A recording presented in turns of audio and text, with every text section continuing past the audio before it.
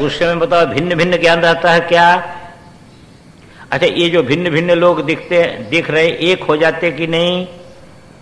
स्त्री स्त्री नहीं रह जाएगी, पुरुष पुरुष नहीं रह जाएगा, बीमार बीमार नहीं रह जाएगा, ज्ञानी ज्ञानी, अज्ञानी कुछ भी नहीं रहे,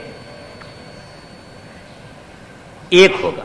सबका अनुभव एक है, सभी का कारण एक है, दो नहीं है। कारण जो है परमेश्वर एक है, इसलिए परमेश्वर के साथ एक ही भूत होता है। ये तो बड़ा भारी भ्रम है कि हम विषयों से जी रहे हैं। अरे हम आपको जो आप मांगे वो खिलावें, जहां घूमना चाहे घुमावें, जो पहनना चाहे पहनावें और सोने न दें। बताओ, आप थकोगे कि बलवान होगे? बोलो, बल कहां से मिल रहा है आपको? उस परमेश्वर के साथ सुसुप्ति में एकीभूत होते हैं आप कारण के साथ, वहीं आपकी बैटरी चार्ज होती है, जिसको आप जागृत स्वप्न में खर्च कर रहे हैं और कह रहे हैं हम यहां से जी रहे हैं। यहां से कैसे जी रहे हो? मत सो, देखो सब रहस्य खुल जाएगा विषयों का। ये सुसुप्त स्थान है जहां परमेश्वर के साथ कारण तत्व के साथ एकीभूत होता है। यही रहस्य है कि सब एक है, कारण में सब एक है, उपाधि से सब भिन्न भिन्न मालूम हो रहे हैं और रोज उस कारण के साथ एकीभूत होते हैं, परंतु आवरण होने के साथ जान नहीं पाता है। इतने अंतर है। एकीभूत होता है, एकीभूत ना हो तो बैटरी इसकी चार्ज ही नहीं हो, और चार्ज नहीं हो तो जी नहीं सकता है, पर जान नहीं सकता है। इतने कमी है। नहीं तो सुषुप्ति में जाकर के मुक्त हो जाता, पर मुक्त इसलिए नहीं हो जाता कि वहां पर आवरण है। तो वहां एकीभूत प्रज्ञान घन। जैसे क्या होता है कि घोर अंधकार हो जाए तो वृक्ष तो सब अपने अपने जगह रहते हैं, पर आपको एक रस दिखाई देता है कि नहीं? अरे वृक्ष तो अपने अपने जगह है ना, पर दिखाई तो नहीं दे रहा ना। ऐसे आपके जितना ज्ञान है, जितनी प्रज्ञा है, घट ज्ञान, पट ज्ञान, मठ ज्ञान, जाति का ज्ञान, स्त्री का ज्ञान, वो सब क्या होता है? वो एकदम आवृत हो जाता है। तो कैसे हो जाते उससे? प्रज्ञान घन।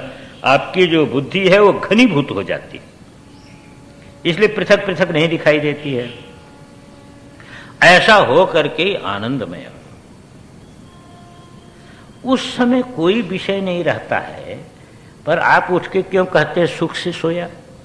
सुख कहां से आ गया वहां से? ये सारा भार जितना जागृत का स्वप्न का है ना, ये सारा भार आपके सिर से उतर जाता है, आप भार रहित हो जाते हैं। आपका स्वरूप जो है वही जो है वो अज्ञान वृत्ति में प्रतिफलित होता है, आप उसी का अनुभव करते हैं। इसलिए अज्ञान और आनंद दोनों का ही अनुभव होता है। इसीलिए आप कहते हैं कुछ नहीं जाना सुख से सोया, क्योंकि आपका स्वरूप आनंदमय है और वही अज्ञान वृत्ति में जो है प्रतिफलित होकर के निरायासता के कारण एक जो है आनंद का भान हुआ आपको, और जो है अज्ञान का भी भान हुआ। यदि भान नहीं होता तो आप उठ के कैसे कह सकते मैं कुछ नहीं जाना सुखपूर्वक सोए? आनंदमयो, आनंद भुक, आनंद भोग है वहां, और कोई भोग नहीं है, विषय भोग नहीं है, आनंद भोग। और चेतोमुख, वही अवस्था जो है आपको चैतन्य होने के लिए द्वार बनती है। देखिए सुषुप्ति से ही आप स्वप्न में आ जाएंगे या जागृत में आ जाएंगे, तो चैतन्यता के लिए द्वारभूत है, इसलिए वो कारण अवस्था है। और वो जो है कारण अवस्था जो है उस समय आपका नाम हो जाता प्राज्ञ। उस समय आप हो जाते, आपका नाम प्राज्ञ। आप ईश्वर के साथ एकीभूत हो जाते हैं। यही आपका तृतीय पाद है, जिसको जो है कारिकाकार ने 5 श्लोकों में वर्णन इसका किया कि एक जो है प्राज्ञ है वह 3 प्रकार से हो जाता है। बहिष्प्रज्ञ हो जाता है, एक विभु, एक ही विभु है, पर बहिष्प्रज्ञ हो जाता है तो उसका नाम विश्व हो जाता है। अंतःप्रज्ञ हो जाता है तो उसका नाम तेजस हो जाता है, और घन प्रज्ञ हो जाता है तो उसका नाम प्राज्ञ हो जाता है। एक एव त्रिधा स्मृतः, एक ही तीन प्रकार से है। जागृत अवस्था में क्या विशेषता है? स्थान भेद है। दक्षिणाक्ष मुखे विश्व, ये जागृत अवस्था में नेत्र की बड़ी विशेषता। एक शास्त्र ऐसा मानता है कि नेत्र की बड़ी भारी विशेषता है और उसमें दक्षिण नेत्र की विशेष प्रकार की व्यवस्था है। तो ये स्थूल शरीर के लिए, जहाँ पर स्थूल शरीर इंद्रिय सहित इन बाह्य इंद्रियों की विशेषता है, बाह्य इंद्रियों का उपलक्षण है यहाँ पर दक्षिणाक्षी। तो यह उसका स्थान है। इंद्रिय स्थान में बैठ करके जगत को ग्रहण करता है, उस समय उसका नाम विश्व हो जाता है। और जब मन में स्थान हो जाता है तब उसका नाम तेजस हो जाता है। और हृदयाकाश में जब जा करके बैठ जाता है तो इसका नाम प्राज्ञ हो जाता है। इसी एक शरीर में तीन स्थान के कारण तीन प्रकार का इसका नाम हो गया। अब इसका भोग भी तीन प्रकार का है। विश्व जो है स्थूल का भोग करता है, तेजस सूक्ष्म वासना रूप का भोग करता है, और प्राज्ञ को आनंद का भोग होता है। तो तीन प्रकार का भोग है और तृप्ति भी तीन प्रकार की है। ये जागृत अवस्था में मन के लड्डू से आपका पेट नहीं भरता है, पर स्वप्न अवस्था में वही मन के लड्डू से पेट भर जाता है। बाहर के लड्डू की कोई जरूरत नहीं वहां पर, क्योंकि बाहर के लड्डू बना के रखने की कोई जरूरत नहीं, वहां उसी से पेट भर जाएगा। ये लड्डू से पेट नहीं भरेगा। तो ये जो है इसकी तृप्ति कैसी है? स्थूल जो है, स्थूल पदार्थ इसको तृप्त कर रहे हैं, और सूक्ष्म जो है ना वासनात्मक, ये तेजस को तृप्त कर रहे हैं। और जो है जो निरायास आनंद है, जो विषय रहित जो है ईश्वर के साथ एक ही भूतता रूप जो आनंद है, ये जो है सुषुप्ति में आपको बल देता है, आपको शक्ति देता है, आपको वही भोग है सुषुप्ति में। इस प्रकार के तीन तृप्ति हो गई, तीन भोग हो गया। अब एक रहस्य बता करके समाप्त करते हैं 1 मिनट में। एक रहस्य है, इतने तीन पाद को जानने के बताने का क्या रहस्य निकला? आपको समझना चाहिए कि तीनों अवस्था में भोग किसको हुआ? आपको हुआ ना? भोक्ता एक हुआ कि दो? भोक्ता एक है कि दो? एक ही। इस चीज को इतना बताने का तात्पर्य है कि आपको ये समझना चाहिए कि संपूर्ण ब्रह्मांड में एक ही भोक्ता है और एक ही भोग है। इसीलिए मैं का अर्थ पहले हमने बता दिया था। एक ही मैं है और एक ही यह है, यही दो विभाग है। एक ही भोक्ता है और एक ही भोग है। अब ये बताइए कि भोग के लिए भोक्ता है कि भोक्ता के लिए भोग है?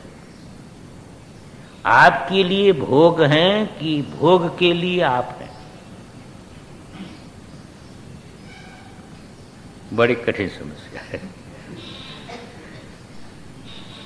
किसी को कहे कि भाई खाते क्यों हो? कहे खाए नहीं तो काम कैसे करें? कहे काम क्यों करते हो? काम नहीं करें तो खाएं कैसे?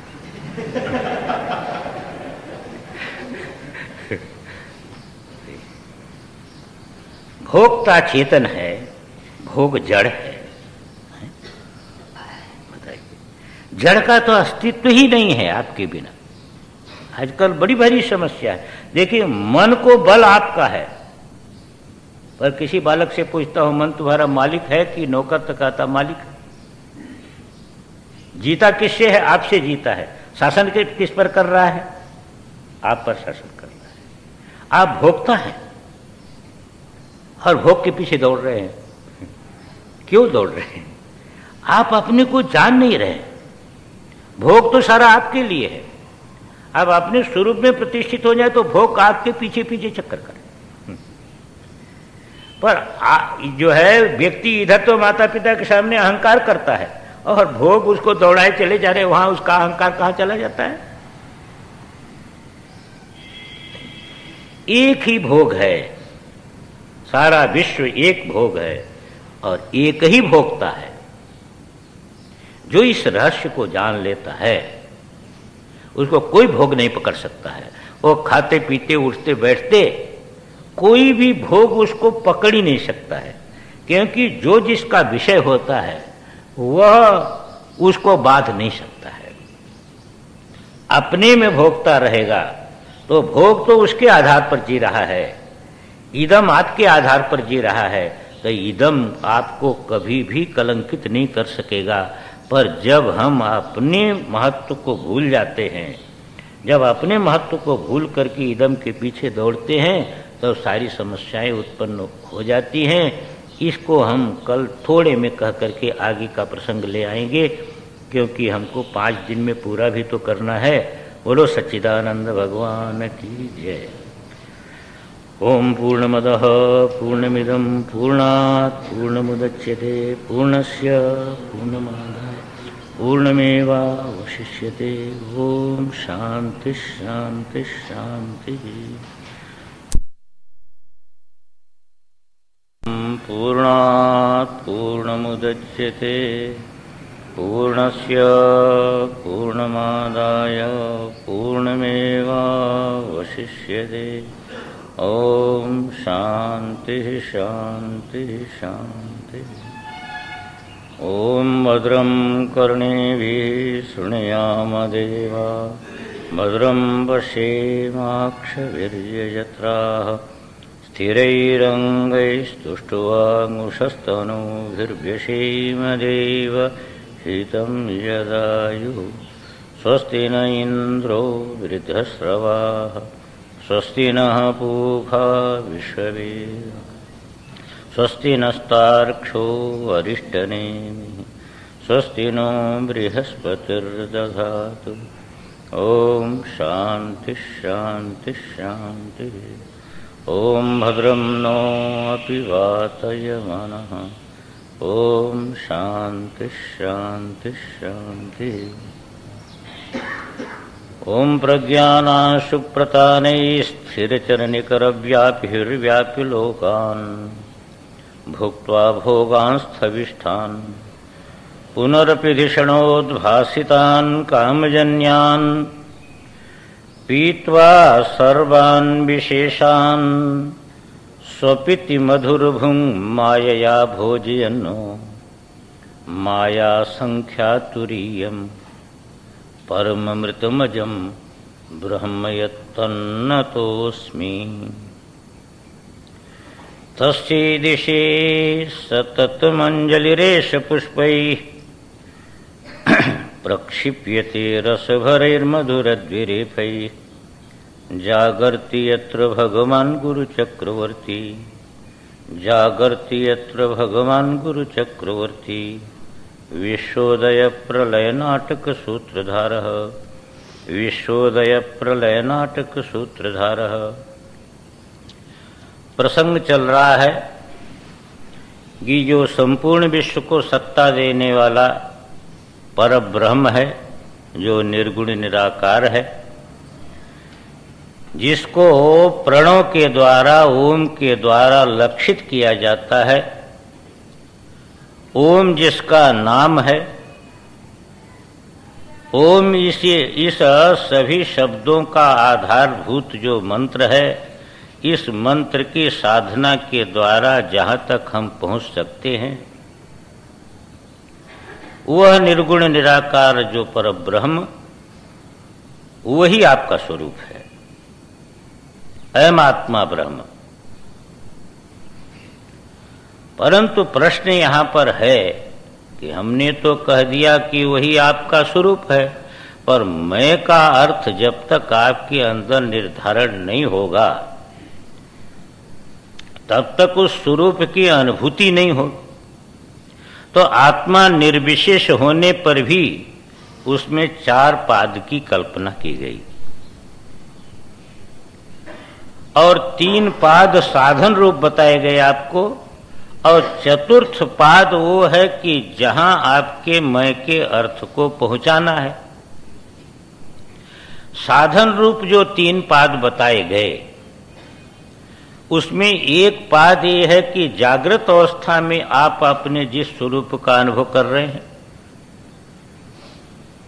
जागृत अवस्था में यह स्थूल शरीर प्रधान है और जगत के जो बाह्य विषय यही प्रधान है। यही स्थूल भोग इसका है, स्थान बता दिया गया। भोग बता दिया गया और इन्हीं बाह्य भोगों से तृप्ति बताई गई। एक चीज और इसके साथ बताई गई जिसको ध्यान रखना बहुत आवश्यक है। जैसे हमारा ये शरीर है, पर इस शरीर का हम जागृत अवस्था में हमको अभिमान है, पर इस शरीर के एक एक कण में भी जीव है कि नहीं? डॉक्टर लोगों से पूछिए तो कहते असंख्य जीव हैं इसमें। एक एक रक्त के बूंद में कितने जीव हैं? बहुत जीव हैं। उनका भी शरीर इसी के अंतर्गत है कि नहीं? तो उनका अपने अपने शरीर में अभिमान है कि नहीं? और हमारा पूरे शरीर में अभिमान है। तो उनका विराट ये शरीर ही हुआ कि नहीं? उनका विराट ये शरीर हुआ। ऐसे जो हमारा एक एक शरीर में अभिमान है, इसका जो विराट है, जो संपूर्ण शरीरों को, जो पंच महाभूत को ही अपना शरीर मानता है, तो पंच महाभूत से निर्मित जितने भी शरीर हैं वह शरीर उसके बाहर तो नहीं होंगे, उसके अंदर ही होंगे। तो संपूर्ण पंच महाभूत का अभिमानी जो है उसकी विराट संज्ञा है। वह विराट ही यहां पर छोटे छोटे अभिमान में विश्व संज्ञा वाला हो गया।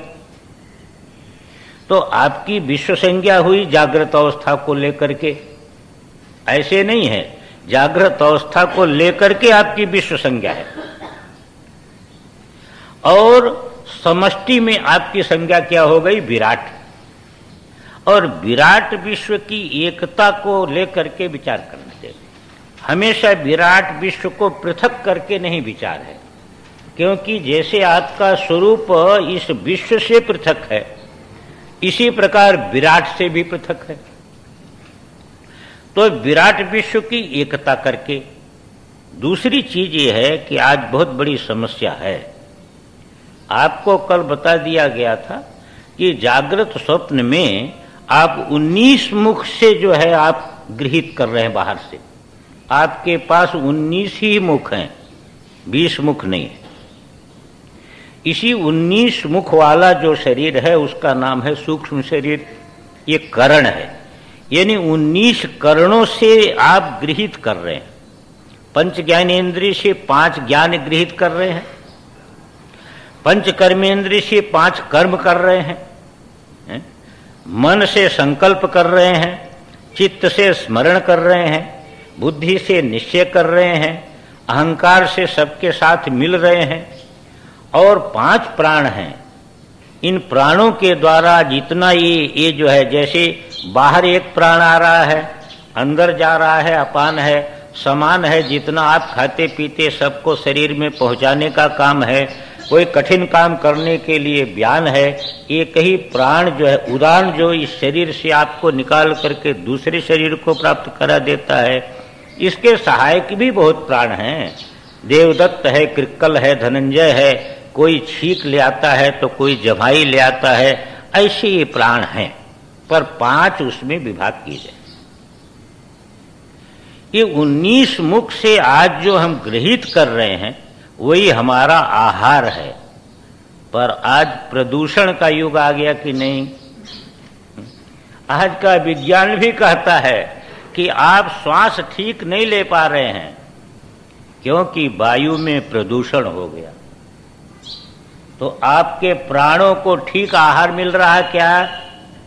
हमारे प्राणों को ठीक आहार नहीं मिल रहा है। हमारे नेत्रों को भी ठीक आहार नहीं मिल रहा है, क्योंकि रूप जो दृश्य है उसमें प्रदूषण आ गया। नेत्रों को भी ठीक आहार नहीं मिल रहा है। शब्द प्रदूषण हो गया, जिसलिए हमारे श्रोत्र को भी ठीक आहार नहीं मिल रहा है। आज प्रदूषण की इतनी व्याप्ति हो गई कि कोई महात्मा लोग ऐसा भी कहने लगे कि कथा में भी प्रदूषण घुस गया। एक महात्मा इसी पर व्याख्यान देते थे कि भागवत की कथा में भी प्रदूषण हो गया। हमने कहा कथा में कैसे प्रदूषण होगा? कहा नहीं, प्रदूषण वहां हो गया क्योंकि कथा थी उपदेश रूप और अब वो लोक रंजन के लिए होने लगी। ये प्रदूषण हो गया कि नहीं? अरे भाई, जो उपदेश कटु भी होता है, उपदेश होता है हित से संबंधित होता है, और जिसको सुनाना है उसके मन के रंजन के लिए कथा होने लगे तो कथा प्रदूषण हो गया कि नहीं? आज प्रदूषण की व्याप्ति बहुत ज्यादा हो गई। आज किसी ने सुनाया कि जो है कोर्ट में भी प्रदूषण हो गया, जज में भी प्रदूषण आ गया है, और बड़े बड़े जो है पद पर जो देश के संभालने वाले हैं उनमें भी प्रदूषण आ गया। तो प्रदूषण ग्रस्त हो गया आज का जगत। विज्ञान भी कह रहा है कि यह प्रदूषण यदि बढ़ता गया तो फिर जो है बड़ी भारी हानि उत्पन्न करेगा। पर क्यों प्रदूषण हुआ? प्रदूषण इतना फैला क्यों? ये विस्तार आप कर लीजिएगा। 19 मुख में प्रत्येक जगह प्रदूषण गृहीत कर रहे हैं। हमारी सब स्थिति बिगड़ जा रही है। किसी ने कहा भजन में भी प्रदूषण हो गया। हमने कहा भजन में प्रदूषण कैसे होगा भाई? तो विचार किया कि जो है शास्त्र कहता है इस युग का धर्म है धर्म ध्वजित्व। बाहर से दिखे कि बहुत भजन करने वाला है और अंदर से बिल्कुल उल्टा काम करे, तो भजन में प्रदूषण आ गया। भजन का लक्ष्य गलत हो तो लक्ष्य गलत हो जाएगा तो प्रदूषण हो जाएगा। बाहर से दिखता है बिल्कुल महात्मा और अंदर से उसकी स्थिति बहुत गड़बड़ है। बाहर से विश्व बंधुत्व की बात करता है और यहां भाई का गला भी काट लेता है। तो सर्वत्र जो है वह 19 करणों के द्वारा जो उपलब्धि हो रही है और जो कर्म हो रहे हैं वह प्रदूषण ग्रस्त हो गए आज के युग में। पर हुए क्यों? हुए इसलिए कि भगवान ने सृष्टि के साथ ही साथ वेद को प्रकट किया था। उसमें कर्म विज्ञान, उपासना विज्ञान, तत्व विज्ञान दिया गया था। हम शास्त्र की दृष्टि से नहीं चल रहे हैं। शास्त्र के दृष्टि से चलते तो प्रदूषण नहीं आ सकता था विश्व में। शास्त्र की दृष्टि से रहित होकर के जब व्यक्ति हो जाता है तो उसका प्रत्येक व्यवहार प्रदूषण ही उत्पन्न करेगा। वो प्रदूषण को बढ़ाने वाला व्यवहार हो जाएगा, क्योंकि फिर गुण से प्रभावित होगा वो। अब तमोगुण आ गया तो वैसे जो है वह होगा, रजोगुण होगा तो वैसे होगा। शास्त्र दृष्टि पुरुष को प्रकृति बाधित नहीं कर सकती है, और शास्त्र दृष्टि जो नहीं है वो प्रकृति से ही चलेगा, दूसरा कोई उपाय नहीं है। तो प्रकृति से जब चलने लगेगा व्यक्ति तो प्रदूषण बढ़ जाएगा।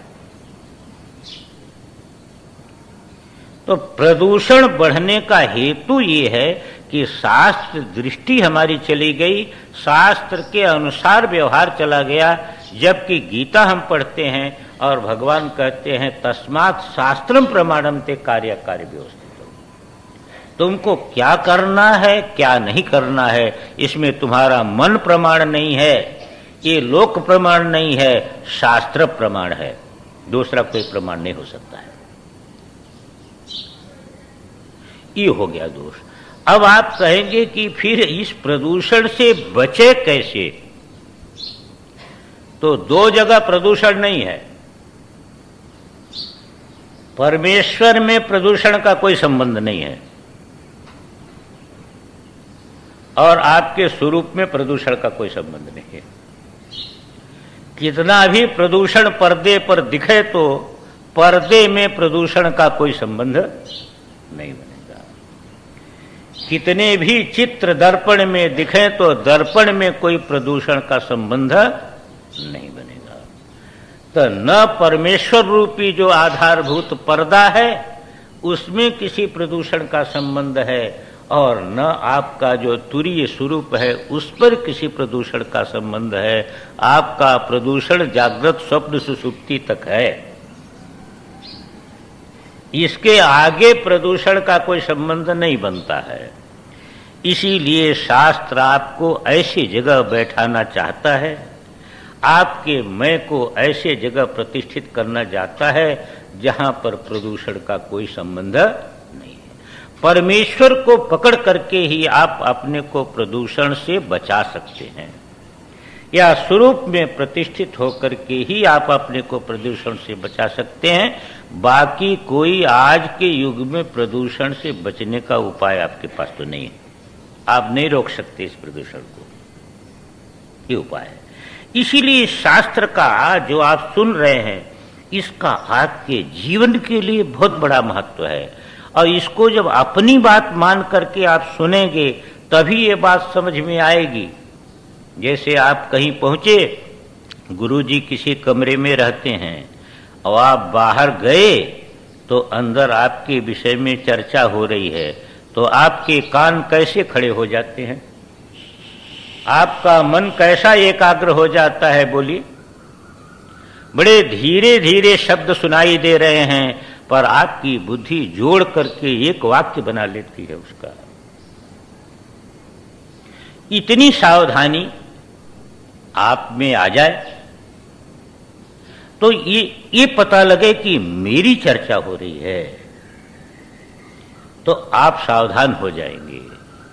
तो जो ये अशब्द पद है, इसको भी ये शब्द से पकड़ लेंगे आप। और इतनी सावधानी यदि नहीं आई तो ये शब्द तो ऐसे हैं, ये विषय ऐसा है कि जैसे जो है वह पानी सब बह गया, पता ही नहीं लगा कहां से गया।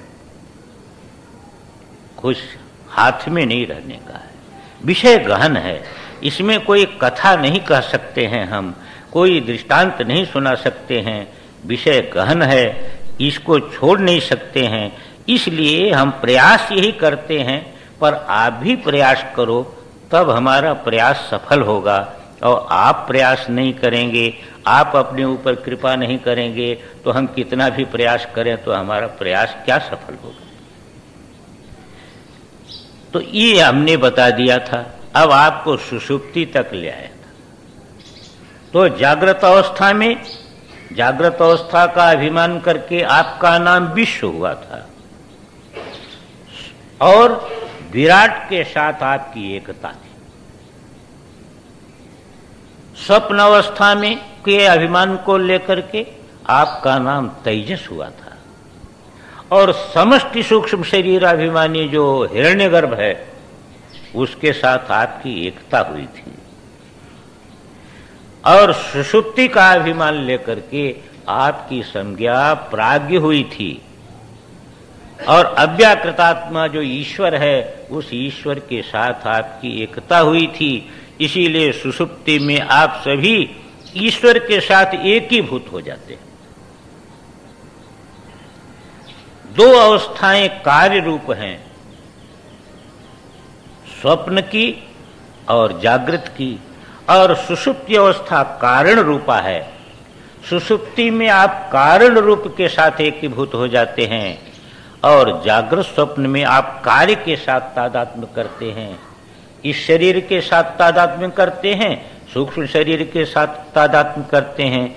और कारण के साथ जब आप तादात्म्य करते हैं तो सभी को एक अनुभूति होती है, क्योंकि कारण एक है। अब जब ईश्वर के साथ आपका एकत्व हुआ सुषुप्ति में, शास्त्र बताता है, तो सुषुप्ति में आप एक बहुत विलक्षण जगह पहुंच गए, जहां से ये सृष्टि उदय हो रही है, जहां से सृष्टि का पालन हो रहा है, जहां पर ये सृष्टि लीन हो रही है, आप वहां पहुंच जाते हैं। इसलिए सुषुप्ति अवस्था में प्राज्ञ नाम रखने के बाद श्रुति कहती एष सर्वेश्वर। जहां सुषुप्ति में जब आप पहुंचे, जो प्राज्ञ करके आपको कहा गया, यही सर्वेश्वर है। क्यों सर्वेश्वर कैसे है? सर्वेश्वर ऐसे है कि संपूर्ण जगत इसी से उद्भूत होता है, तो संपूर्ण जगत पर इसी का शासन है, इसलिए सर्वेश्वर है। सुषुप्ति में आप ईश्वर के साथ एकीभूत होते हैं, जानते नहीं,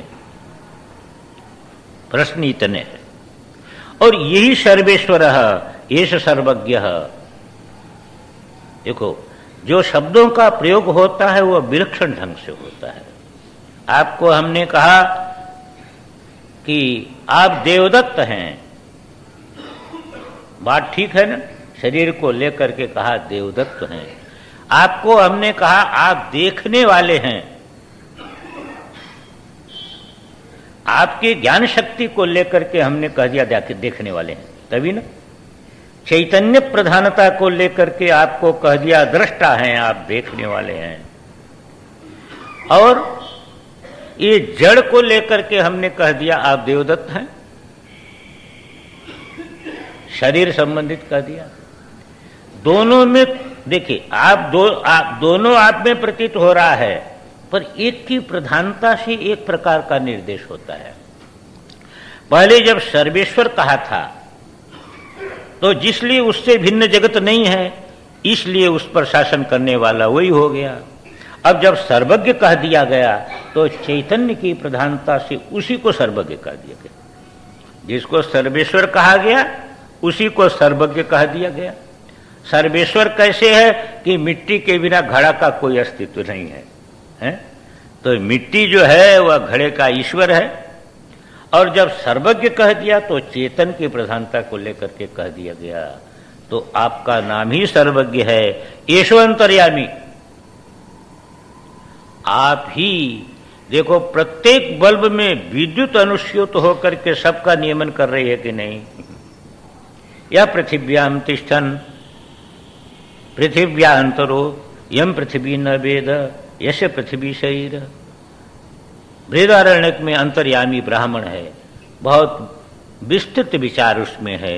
जो पृथ्वी में रहता है, पृथ्वी को अंतर से नियमन करता है। ये सारा नियमन, इतने गोले आकाश में घूम रहे हैं, क्यों नहीं लड़ते हैं? एक नियामक है जो सबके अंदर बैठा हुआ है, सबका नियमन करता है। वो नियामक कारण रूप है, इसलिए उसमें वो शक्ति अभिव्यक्त नहीं होती। एक बात यहां पर और भी समझ के रखेंगे, ये कारण में, सुषुप्ति में प्राज्ञ का ईश्वर के साथ एकत्व करके ये बात कही जा रही है। जैसे एक व्यक्ति यहां बैठा है,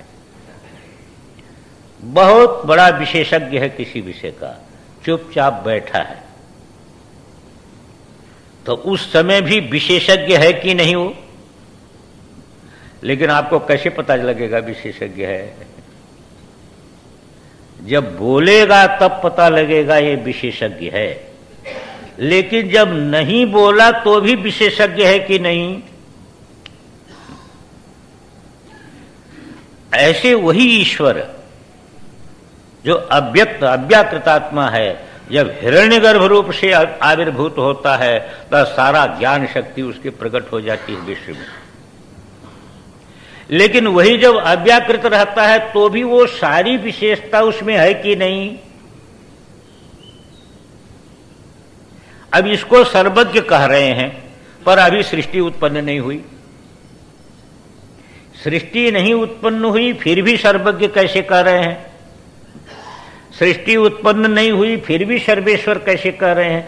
वो वस्तुतः नाम रूपात्मक जो सृष्टि है वह अव्याकृत दशा में भी है, पर अनभिव्यक्त है, अभिव्यक्त नहीं है। अभी भावी जो अभिव्यक्ति है, इसको लेकर के सर्व शब्द का प्रयोग होता है। यह सर्व अनभिव्यक्त दशा में भी है, पर अभिव्यक्त नहीं है। इसलिए सुषुप्ति में प्राज्ञ के साथ ईश्वर की एकता होकर के उसी को कह रहे हैं येषु अंतर्यामी। ये अंतर्यामी, अंतर्यामित्व शक्ति से युक्त है, सर्वज्ञत्व शक्ति से युक्त है, सर्वेश्वरत्व से युक्त है। वो आपका स्वरूप सुषुप्ति का इस प्रकार का है, कारण रूप है। येष योनि सर्वस्य प्रभवाप्ययो। संपूर्ण विश्व यहीं से उत्पन्न हो रहा है। बीज में सारा का सारा वट वृक्ष है, पर बीज दशा में उसका पता नहीं लगता है। पर जब वट वृक्ष रूप में प्रकट हो जाता है तब ये पता लगता है कि बीज में ये सारा का सारा वृक्ष नहीं होता तो प्रकट कहां से होता? तो इसी प्रकार प्रभवाप्ययौ हि भूतानाम प्रभवति अस्मात् इति प्रभवः है, अप्येति अस्मिन् इति अप्यय। जिससे सारा का सारा विश्व उद्भूत हो रहा है, जिससे सारा का सारा विश्व जिसमें लीन हो रहा है, उस ईश्वर के साथ सुषुप्ति में आपकी एकात्मता बनती है। और व्यष्टि में भी सुषुप्ति में सारा जगत लीन हो जाता है। सुषुप्ति में सारा जगत आप में लीन हो गया कि नहीं? और जहां जागृत में आए तहां प्रकट किससे हुआ? आपसे प्रकट हुआ। आप ही प्रभव हैं और आप ही अप्यय हैं। आप में ही विश्वलीन हो रहा है, आप में ही प्रकट, आपसे ही प्रकट हो रहा है। और समष्टि के साथ एकात्म करके देखिए तो ये बाह्य भी सारा विश्व आपसे प्रकट हो रहा है और प्रलय काल में आप में लीन हो रहा है। ऐसी आपकी महिमा है। पर व्यक्ति इतना व्यस्त हो गया है कि सुषुप्ति के पहले बैठ के इस शास्त्र के बात को जरा सोच लेना चाहिए कि हम कहां जा रहे हैं इस समय।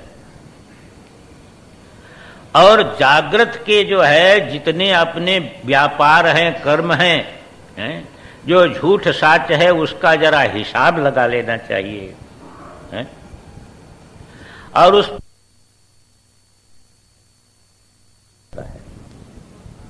अपने को साधक कहता है, सत्संगी कहता है, पर कभी सोने के पहले बैठ के जीवन का हिसाब ही नहीं लगाता। काहे का साधक है वो? अरे झूठ बोले तो स्वीकार तो करो मैंने झूठ बोला है? धोखा दिए किसी को तो स्वीकार तो करो हमने धोखा दिया। क्रोध आया तो स्वीकार तो करो हमने क्रोध किया। सच्चाई को स्वीकार करने में तुम क्यों डरते हो? कहते हो हम सत्य को प्राप्त करना चाहते हैं और सच्चाई को स्वीकार नहीं करना चाहते हो हैं? तो सच्चाई को स्वीकार किए बिना तुम सत्य का साक्षात्कार कर लोगे? अब कहा क्या बताएं, झूठ बोला गया, कोई बात नहीं, झूठ बोला गया। तुम मान तो लो कि मैंने झूठ बोला है? सोने के पहले हिसाब तो लगाओ कि मैंने झूठ बोला 5 बार है? 3 बार क्रोध किया है? 3 बार दूसरे की वस्तु देख करके मन में बड़ी भारी लालच आ गई है? दिन भर दूसरे का दोष देखता रहा, निंदा करता रहा, जिससे कोई फायदा नहीं है। अरे कम से कम हिसाब तो सोने के पहले लगा लो।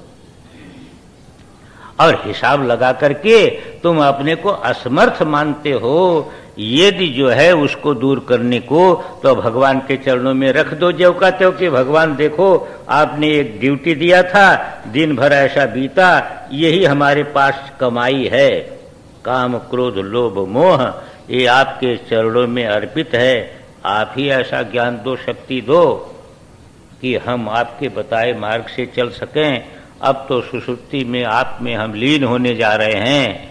ऐसा सोचो कि सुषुप्ति में ईश्वर के साथ एकीभूत होंगे हमारे में ईश्वर शक्ति का आविर्भाव होगा और कल हमसे ये गलती नहीं होगी। पर इतना भी नहीं करता और कहता मैं साधक हूं। काहे का साधक है? सच्चाई को स्वीकार किए बिना आगे नहीं बढ़ा जा सकता, ये पक्का कर लो। तुम सच्ची शांति चाहते हैं कि झूठी शांति चाहते हैं? एक निर्णय कर लो। झूठी शांति चाहते हो, झूठा सुख चाहते हो तो जगत में मिल ही रहा है, उसमें क्या है। यदि सच्चा चाहते हो तो जीवन की सच्चाई को स्वीकार करना पड़ेगा। बिना इसके जीवन आगे बढ़ नहीं सकता है। मुझे बार बार कहने में अच्छा नहीं लगता है, पर क्या करूं, कहना पड़ता है। मेरे सामने ऐसे दृश्य आ जाते हैं कि मुझे कहना पड़ता है कि इधर की तरफ यदि ध्यान नहीं दोगे तो सच्ची शांति, सच्चा सुख मिलने वाला नहीं है।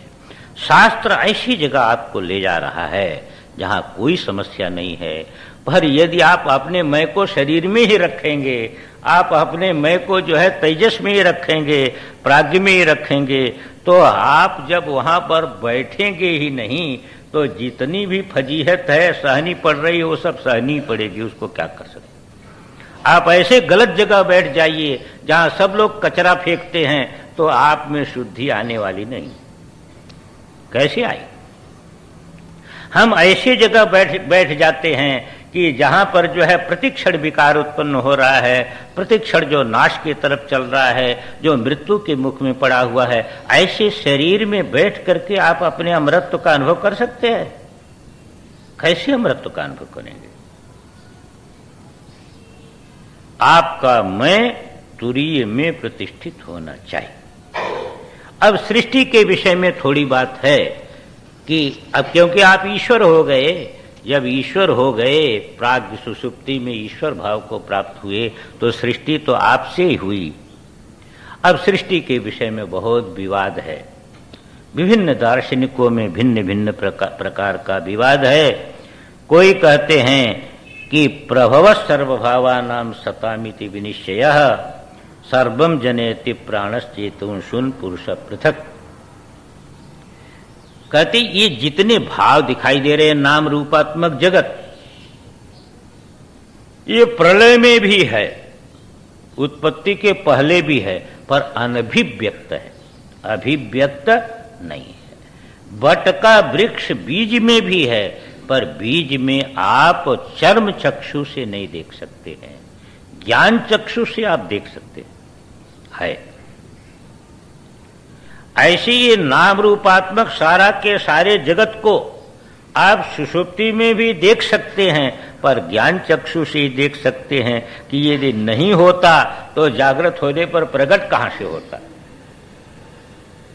यदि खत्म हो गया होता तो कल का पाठ आज फिर पढ़ना पड़ता है, पर कल का पाठ याद रहता है, इसका मतलब यह था पर अभिव्यक्त नहीं था। यदि ये शरीराभिमान जो है संस्कार रूप में नहीं होता तो आप इसी शरीर में क्यों जगते, दूसरे शरीर में जग जाते, पर ऐसा नहीं होता है। इसका मतलब नाम रूपात्मक ये जगत वहां भी है, पर अनभिव्यक्त है, अभिव्यक्त नहीं है। फिर वो ईश्वर प्रकट कर देता है। एक खेल चल रहा, खेल, एक आंख मिचौनी खेल होती है, जिसमें कुछ लोग छिपते हैं और एक कुछ खोजता है। जिसको जो खोज लेता है, तब उसको खोजने वाले की जीत हो जाती है। फिर वो कहता मैं छिपता हूं, तुम खोजो। प्रलय काल में सारे जीव अव्याकृति में छिप गए थे, परमेश्वर जगता था। उसने खोज खोज करके एक एक को निकाल के बाहर कर दिया, प्रकट कर दिया कि नहीं, प्रलय में सब छिपे थे ना। ईश्वर ने सबको निकाल के प्रकट कर दिया। ईश्वर ने कहा मैंने खोज लिया तुम लोगों को, तुम छिपे थे, अब मैं छिपता हूं, तुम खोजो।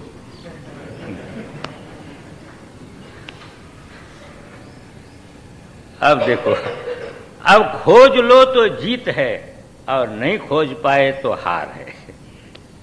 मनुष्य जीवन इसीलिए मिला है कि इसमें तुम खोज सकते हो अपने ईश्वर स्वरूप को, दूसरे शरीर में नहीं खोज सकते हो, इसमें खोज सकते हो। क्यों खोज सकते हो? कि शास्त्र सुन सकते हो, शास्त्र का ज्ञान प्राप्त कर सकते हो, जो तुमको मार्ग निर्देश देगा। उस मार्ग निर्देश से इसमें तुम शास्त्र के अनुसार चल सकते हो, दूसरे में शास्त्र के अनुसार नहीं चल सकते हो। प्रकृति जैसा चलाएगी वैसे चल सकते हो, इसमें तो शास्त्र के अनुसार चल सकते हो। इसलिए मनुष्य शरीर खाने पीने के लिए नहीं मिला है, पैसा कमाने के लिए नहीं मिला है, वो सब तो व्यवहारिक चीज है, इसको खोजने के लिए मिला है। और याद रखो, नहीं खोज पाए तो हार ही हार है।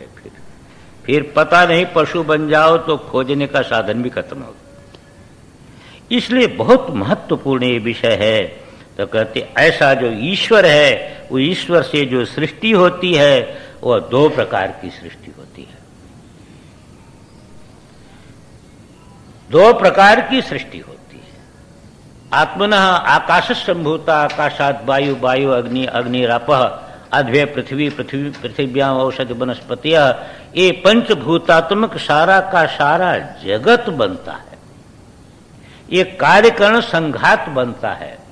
और तत्सृष्टवा तदेवानुप्राविशत, ये सृष्टि करके, ये जो सृष्टि हुई, ये सृष्टि करके जहां पर योग्यता है वहां पर चैतन्य अभिव्यक्त हो जाता है।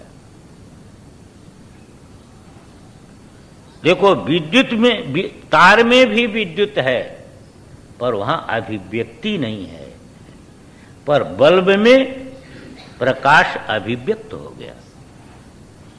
आपका मन जो है सत्व है, इसमें प्रकाश, चैतन्य प्रकाश अभिव्यक्त हो गया।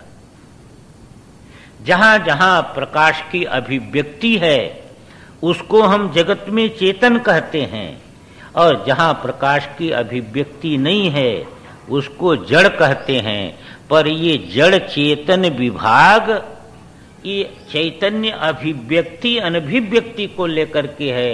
मूल जो चेतन आपका तुरीय है, उसमें जड़ भी कल्पित है और विशिष्ट चैतन्यता भी कल्पित है, वो सामान्य चैतन्य है। इसलिए कहा था क्षेत्र क्षेत्रज्ञ और ज्ञानम यत्तज ज्ञानम मतम मम, एक क्षेत्र क्षेत्रज्ञ विभाग जिसमें भाषित हो रहा है वह सामान्य ज्ञप्ति तत्व ही तुरीय है। उस तुरीय में आपको पहुंचना है। तो कोई कहते हैं कि भाई सृष्टि ऐसी होती है, कोई कहते हैं कि सृष्टि का चिंतन, जो बहुत लोगों में सृष्टि का चिंतन है, अपना वेदांत शास्त्र सृष्टि का चिंतन नहीं करता। आप समझ लो, सृष्टि का कथन किसके लिए करता है? परमात्मा के चिंतन के लिए करता है। अपना शास्त्र सृष्टि की कथा किसके लिए करता है? सृष्टि बताने के लिए नहीं करता है। सृष्टि में अनुस्यूत परमात्मा आपको दिखाई दे जाए, इसके लिए करता है। चाहे अपना पुराण हो चाहे कोई हो, कोई इतनी कथा कह जाता है। क्यों कथा कह जाता है? कि वो परमात्मा से उत्पन्न हुई है सृष्टि, परमात्मा से परिचालित है, परमात्मा में लीन होती है, इसलिए सृष्टि में तुमको परमात्मा दिखाई दे जाए। तो सृष्टि चिंतक तो सृष्टि का विचार करते हैं, परंतु जो विवेकी लोग हैं वो कहते सृष्टि का क्या विचार करें, अरे स्वप्न का क्या विचार करें। मायावी कोई चीज दिखा दिया तो उसका क्या विचार करें। स्वप्न माया स्वरूपेति सृष्टि अन्य प्रकृतिता, ये सृष्टि का क्या विचार करें। ये सृष्टि तो इसी प्रकार की है, ये दिखाई दे रही है, दिखाई देते देते ही बदल जाती है, गायब हो जाती है, इसका क्या विचार करें। विचार तो किसका करना है कि विनश्यत्सु अविनश्यंतम यह पश्यति सब पश्यति। ये विनाशी जो जगत है, सृष्टि है, इसमें एक अविनाशी है। उस अविनाशी को जानने की, जो अविनाशी को पकड़ लेता है वही वस्तुतः जानता है। जिसकी बुद्धि में इतनी तेजी हो गई है कि वह चित्र का भेदन करके पर्दे में पहुंच जाती है, वह सभी चित्रों से एक जगह पहुंचेगा कि दो जगह? देखो, चित्र दिखाई दे रहे हैं अनेक, पर उसकी बुद्धि चित्र में टिकती नहीं है, वह पर्दे तक चली जाती है। अब पर्दे तक चली जाएगी तो अनंत चित्र दिखने पर भी ज्ञान एक होगा। एक ज्ञान में सब चित्र का ज्ञान बाधित हो जाएगा। शास्त्र कहता है विनश्यत्सु, ये जगत तो विनाशी है, उसमें अविनश्यंतम, एक अविनाशी है तुम्हारा स्वरूप तुरीय, वो उसी के अंदर अनुस्यूत है। तुम्हें, तुम्हारी बुद्धि में ऐसी योग्यता होनी चाहिए कि बस उसी को पकड़े। ये जड़ चेतन विभाग लेकर के सारा व्यवहार चल रहा है, पर संत तुम कब कहलाओगे? संत हंस जब तुम पकड़ो मैं चेतन हूं। ये जड़ को, जड़ रूपी जो पानी है उसको नहीं छुओगे, इसमें चेतन रूपी जो दूध है उसी को पकड़ोगे, तब तुम्हारी संज्ञा संत हो जाएगी।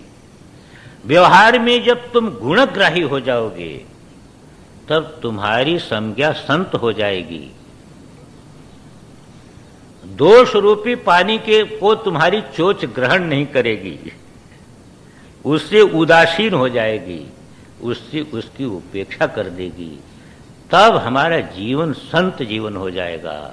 परमार्थ में एक चैतन्य को ग्रहण करेगी, मैं चेतन हूं। एटम बम क्या करेगा आपका? उसका शरीर से संबंध है, चेतन से कोई संबंध नहीं है। और व्यवहार में सब जगह से हम गुण ले सकते हैं, तब हमारी संज्ञा संत हो जाती है। तो कहती इस सृष्टि के विषय में ज्यादा विचार करने की जरूरत नहीं। कोई कहता इच्छा मात्रम प्रभो सृष्टि ही, इच्छा मात्र प्रभु किसी तदैक्षता बहुश्याम प्रजाई, उसने इच्छा किया मैं बहुत हो जाऊं, इसलिए इच्छा मात्र है, कोई सृष्टि उष्टि नहीं है, खाली प्रभु की इच्छा का चमत्कार है, ऐसा निश्चय करते हैं।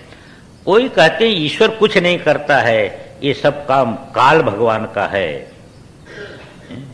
ईश्वर नहीं करता है, काल प्रकट करता है समय पर, इसलिए काल ही सृष्टि का हेतु है, ऐसा ज्योतिषी लोग कहते हैं कि ईश्वर तो तटस्थ है, ये काल तत्व जो है वह प्रकट करने वाला है, इसलिए वो कहते हैं काल से सृष्टि हुई।